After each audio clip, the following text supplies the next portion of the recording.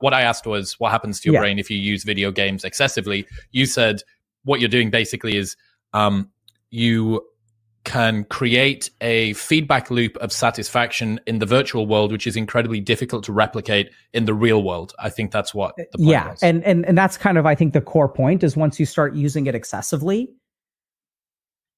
it becomes harder and harder to engage in the real world. And that's what we see when it rises to the level of true addiction. And then there are all kinds of other like neuroscience-based effects that we kind of see. So we'll see, for example, alterations of like dopamine reinforcement.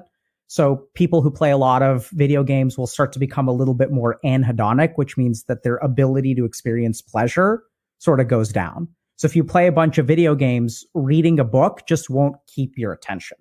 It becomes harder to like do sort of IRL stuff. Is that some kind of dopamine set point or dopamine sensitivity that's been tuned down?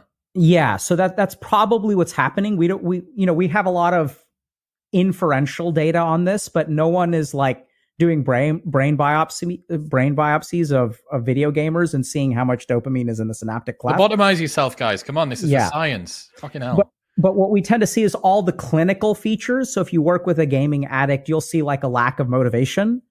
And motivation is primarily governed by like dopamine and the nucleus accumbens. We'll see anhedonia, which is the inability to enjoy particular things. And then other things that we tend to see is that a lot of addiction is not actually due to dopamine sort of making things fun. So if you talk to gamers, and I don't know if you've ever binged video games, but people can play games, I certainly have, for 8-12 hours at a stretch. But if you ask that person hour 5, hour 6, hour 7, are you having fun? They're not going to be having fun. If you watch them, they're not going to be like smiling and laughing and triumphing.